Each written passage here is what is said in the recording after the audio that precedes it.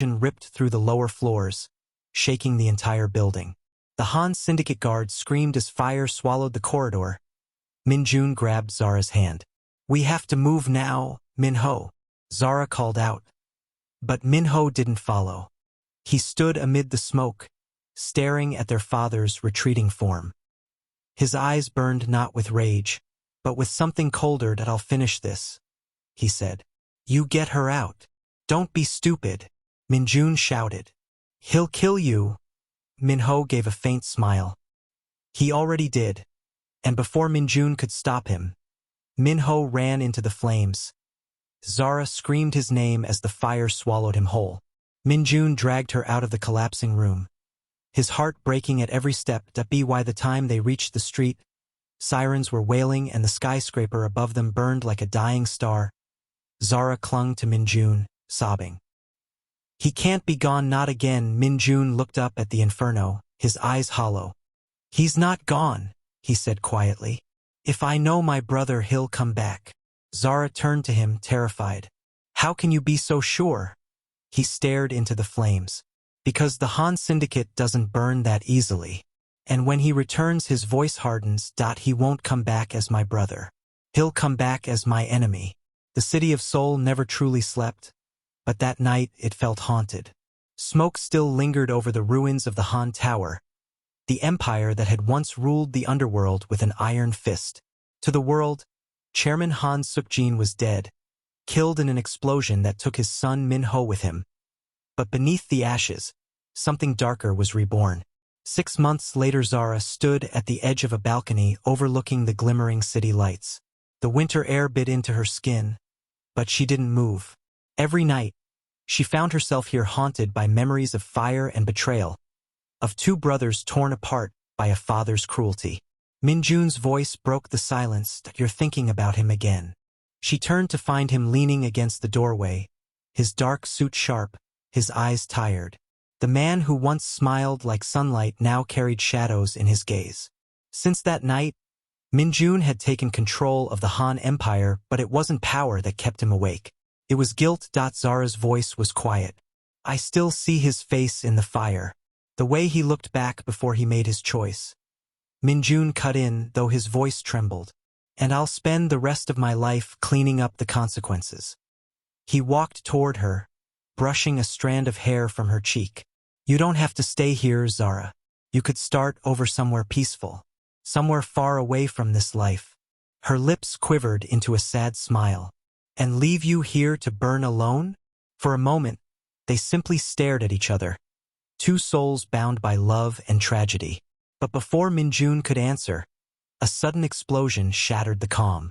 The balcony windows rattled, and Zara gasped as she looked down the hill. A convoy of Han vehicles had just gone up in flames. "Stay here," Minho ordered, pulling out his gun. But before he could move, a black car screeched to a halt at the gates below. From the smoke stepped a figure in a long coat, scarred, unshaken, and very much alive. "No, it can't be." Minho followed her gaze and froze. Minho. He was alive, and he wasn't alone. Behind him stood men in black armor bearing the insignia of a new power, a blood-red phoenix rising from fire, the mark of the Ashen Syndicate. Minho's voice echoed through a megaphone, cold and clear. "Brother, you took my life once. Now I'm here to take it back." Minho clenched his jaw. "I knew you couldn't die that easily." He motioned for his guards to fall back. "Don't shoot," he commanded. "He came here for me." Zara grabbed his arm. "Minho, please don't go out there." He met her eyes. "If I don't end this now, he'll burn the entire city to ashes." When he stepped outside, the night seemed to hold its breath. The two brothers faced each other under the cold moonlight, one dressed in black, the other in gray. Once blood, now enemies, divided by pain and pride. Minho smiled faintly. "You wear father's ring now. How fitting. The throne you stole suits you." Minho's voice was steady. "If you came for revenge, take it. But don't drag her into this." Minho's eyes darkened. "She's already in it. She was mine first." Zara's heart broke hearing it. "Minho, please stop this. Your father used both of you." Minho looked at her, and for a split second, the cold fury in his eyes flickered, replaced by something human. You think I don't know that? But while he burned, I learned the truth. I saw his files, his plans, his lies. And do you know what I discovered? Minjun's voice sharpened. What? That woman we both love. Minho stepped closer. Eyes on Zara was never meant to be either of ours. Zara frowned. What are you saying? Minho's words fell like thunder. You're not just the daughter of our father's rival, Zara. You're his heir, the rightful owner of everything the Han Syndicate stole. Zara's world spun. What? Minjun froze, his mind racing. That's impossible. Her family was wiped out by our father. Minho interrupted. But one child survived. He took her in, erased her name, and raised her as a bargaining tool. You, Zara. You were never a bride, you were the prize. Zara stumbled back, tears spilling down her cheeks. No, that can't be true. But deep down, she knew. The fragmented memories, the unfamiliar lullabies, the nightmares of fire and screaming, they all made sense now. Minho's voice softened. You were meant to inherit his throne. The Han Empire belongs to you, Zara.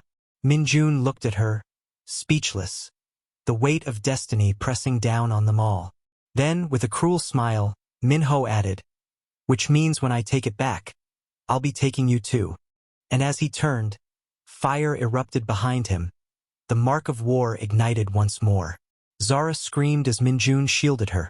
The air filled with flames and gunfire. The city burned again just as it had before. Only this time it wasn't for power. It was for vengeance. The city lay in ruins by dawn. Smoke spiraled across the skyline. The once proud Han Empire reduced to a battlefield between brothers and one woman who never asked to be their crown. Zara stood at the window of an abandoned villa outside Seoul, her reflection pale and trembling against the glass. The sunrise painted her in shades of gold and blood, a cruel reminder that in this world, beauty always came with pain. Minjun entered quietly, his white shirt stained with ash and blood. The Ashen Syndicate hit our ports again. We lost 2 warehouses. They're cutting us off piece by piece. She didn't turn to face him. He's not just attacking you, Minjun.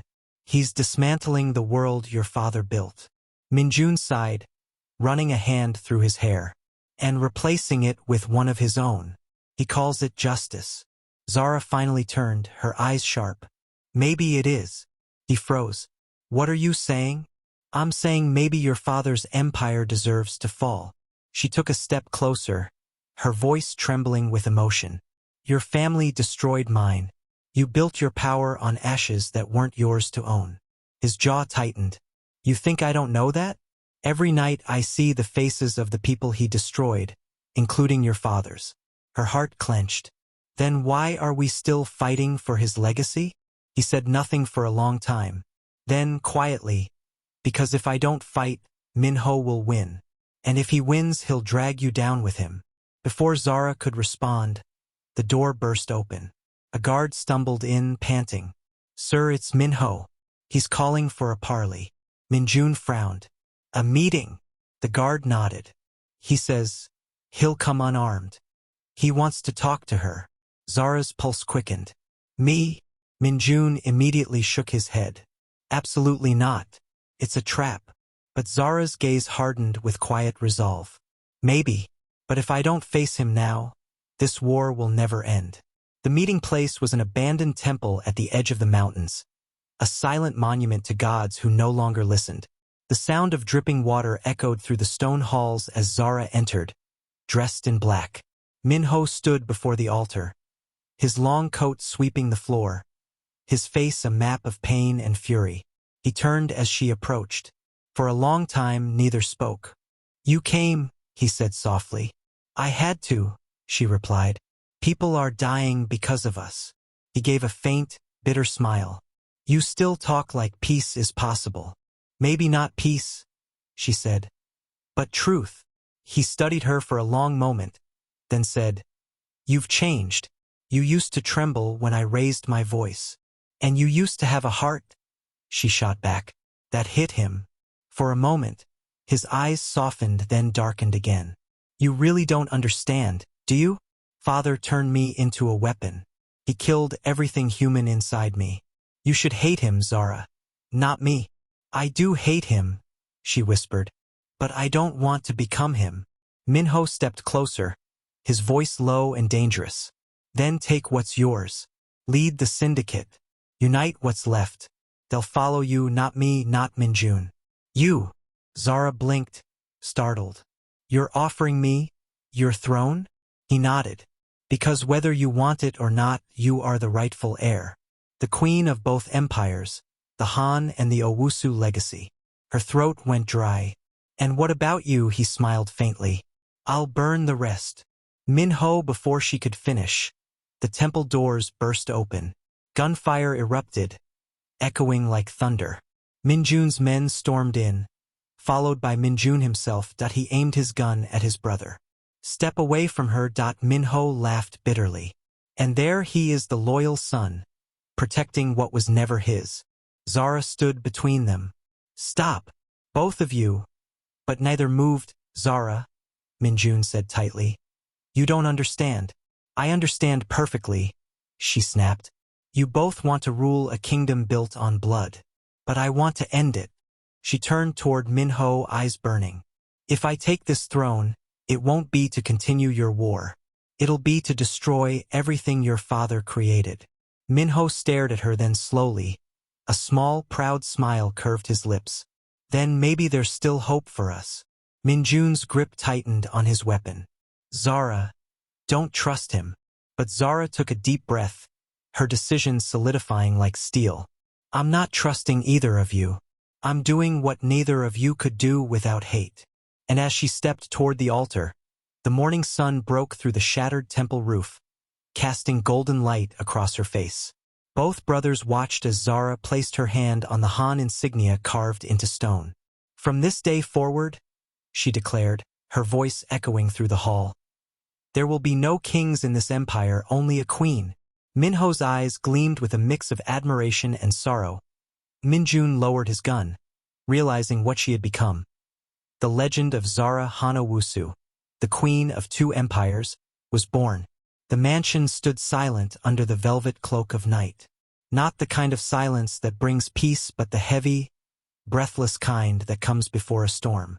Zara sat on the balcony of the penthouse, the city lights of Seoul glittering beneath her like 1,000 little lies. The empire she and Minjun had built was finally complete, both the legitimate chain of luxury hotels and the underground syndicate that ran half the Asian trade. But victory had never tasted this bitter. Minjun was no longer the same man she had fallen for, or perhaps, Zara thought, he had always been this man, and she just hadn't wanted to see it. His tenderness had become strategy, his warmth replaced by calculation. Earlier that evening, he had returned from Japan, his suit still streaked with blood. He hadn't even tried to hide it. It's done, he had said flatly. Your enemies won't touch you again. Her enemies. But what about him?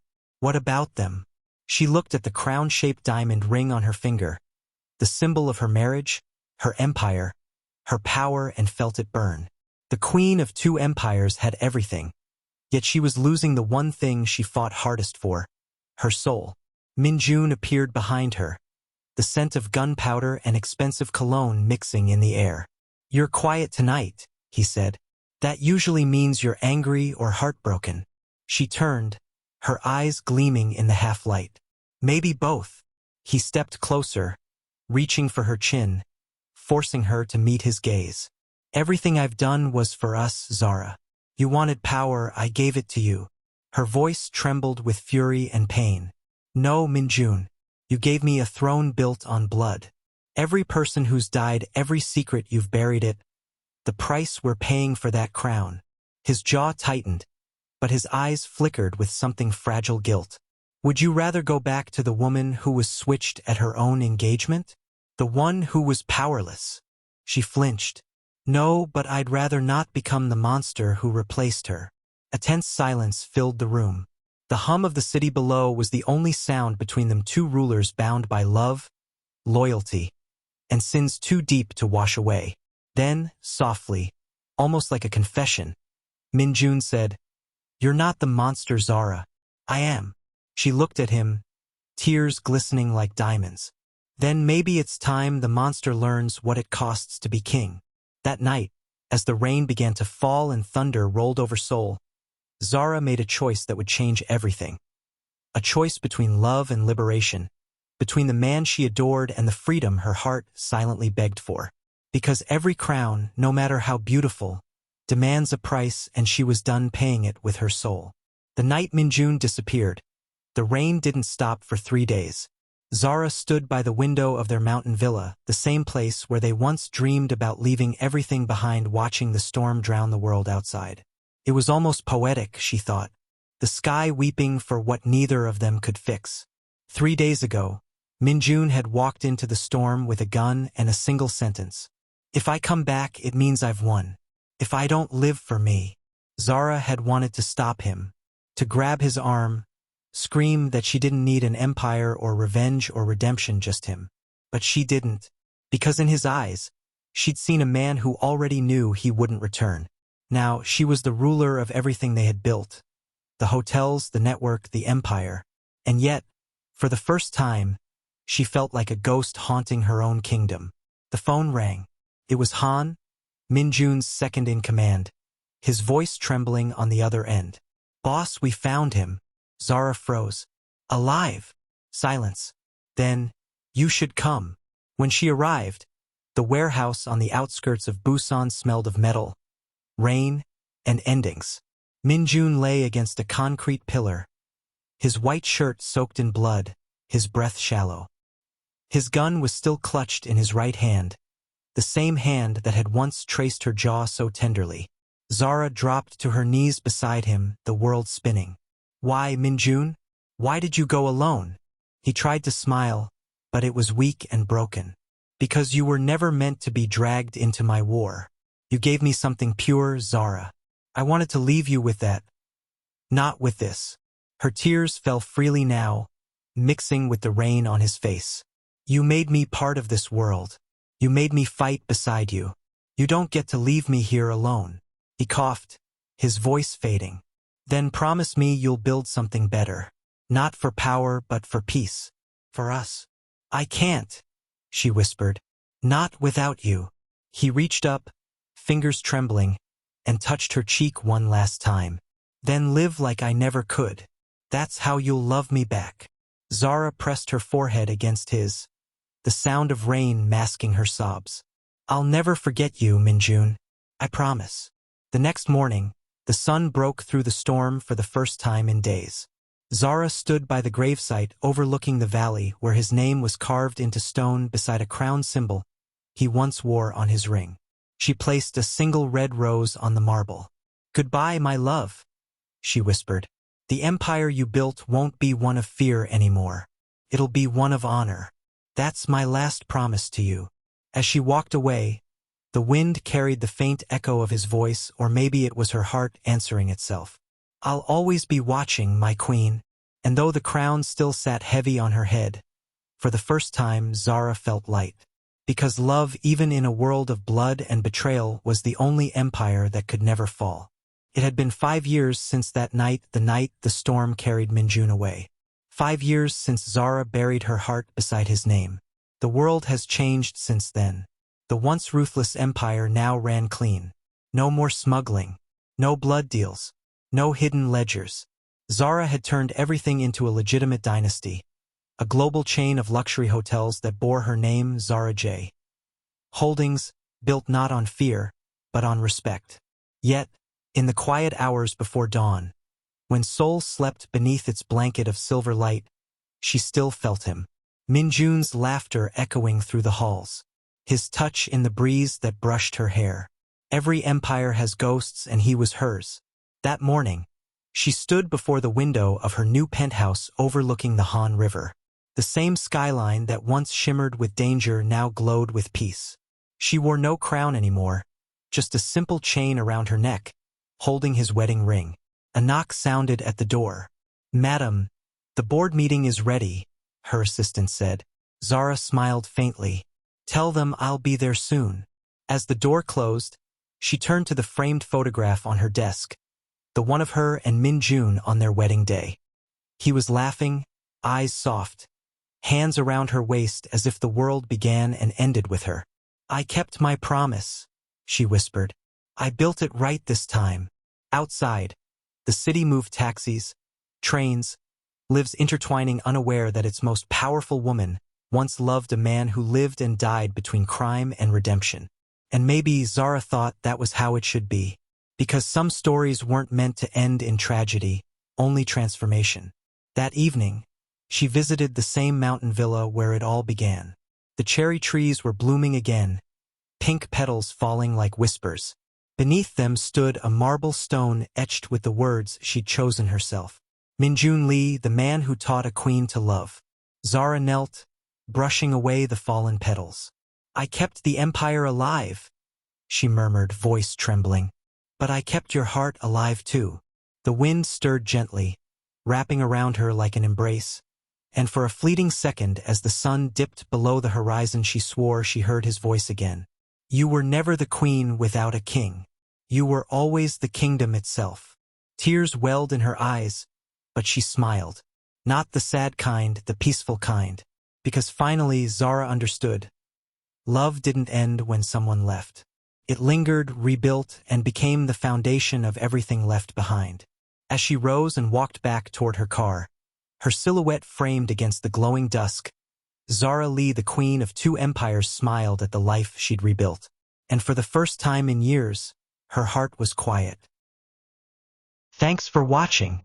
If you liked the story, please like and share. Don't forget to subscribe and turn on notifications for more updates. Drop a comment with your location so I can create more stories.